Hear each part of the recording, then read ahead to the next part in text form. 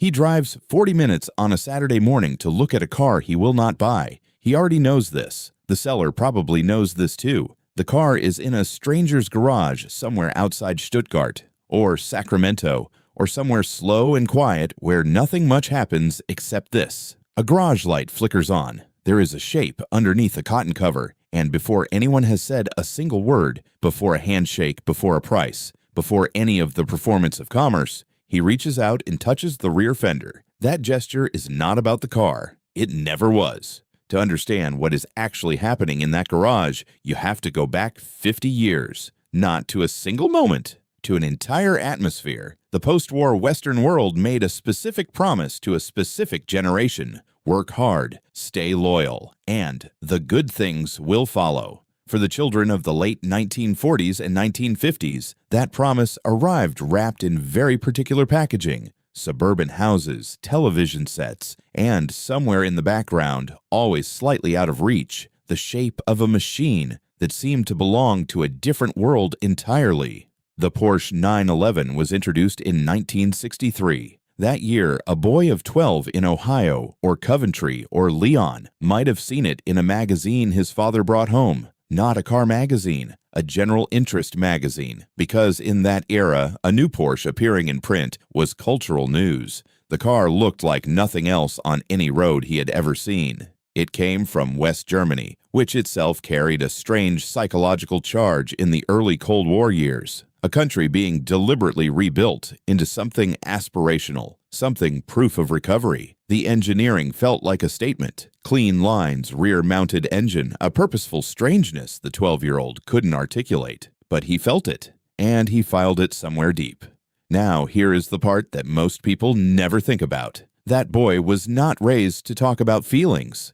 His father had lived through rationing, possibly through war. In that world, you showed love through provision. You showed strength through endurance. Emotional life was managed through objects and activities, not conversation. A bicycle was not just a bicycle. A model kit assembled at a kitchen table on a Sunday afternoon was a form of connection that neither father nor son would ever have named as such. Objects carried emotional weight because direct emotional expression often didn't, which means that 911 in the magazine wasn't just a car to him. It was a horizon, a specific image of adulthood that meant freedom, mastery, escape. He didn't just admire it, he encoded it. Then the 1970s arrived, and the decade that was supposed to be a continuation of post-war progress instead delivered something else entirely. Stagflation, oil embargoes, Watergate, Vietnam's long tail. A cultural mood that historians now call simply malaise.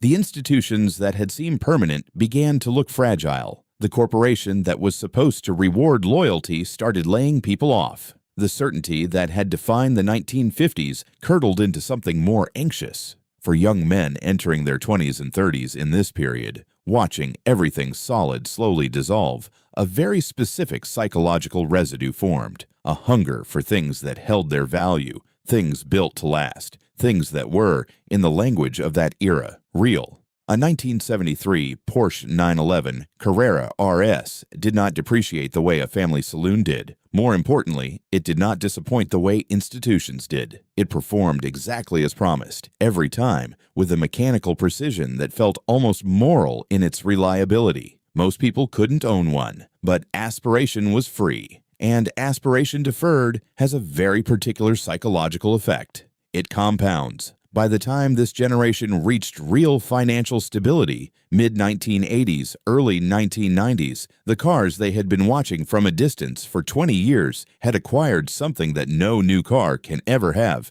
They had become artifacts of a specific emotional history. Buying a 1969 911S in 1989 was not nostalgia. It was a transaction with the past self. The man writing the check was completing something the 12-year-old had started. But here is where it gets psychologically strange, because the car, once he owns it, is almost beside the point. Psychologists who study collecting behavior talk about something called personal fable, the private narrative a person builds about who they are and what their life means. Objects become chapters in that narrative. The serious Porsche collector is not preserving automotive history, though he will often tell himself that. He is preserving a version of himself.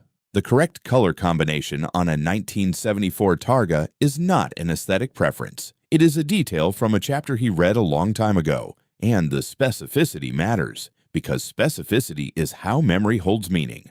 Most people who observe this behavior from the outside see the money and assume the motivation is status. They see the storage units, the matching numbers documentation, the forum arguments about correct wheel specifications, and they diagnose it as obsession, excess, arrested development. These readings are not entirely wrong, but they miss the primary mechanism entirely. Here is what is actually happening. When he is in that garage, examining panel gaps, listening to the engine note, reading the VIN plate, something shifts. There is no ambient anxiety about the future, no fragmented attention, no notification pulling him somewhere else. There is only a machine and the accumulated knowledge required to understand it. Psychologists have a name for this state: flow, complete absorption, the ratio of challenge to skill in perfect balance. Porsche collectors, particularly those who restore rather than simply acquire, describe the experience in language that sounds almost meditative.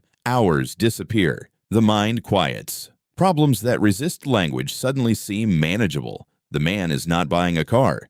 He is buying access to a state of mind. And that is something the modern world has become extraordinarily bad at providing. The post-war generation was raised to believe that mastery mattered. By the 1990s, most professional life had migrated toward management, toward abstraction, toward the coordination of other people's work rather than the direct exercise of skill. The garage became the last place where mastery still meant something immediate and real, which is why the Porsche clubs matter, why the concours events matter, why the early internet forums of the 1990s, grown men in their 40s typing long paragraphs about correct engine tin, mattered more than anyone would admit.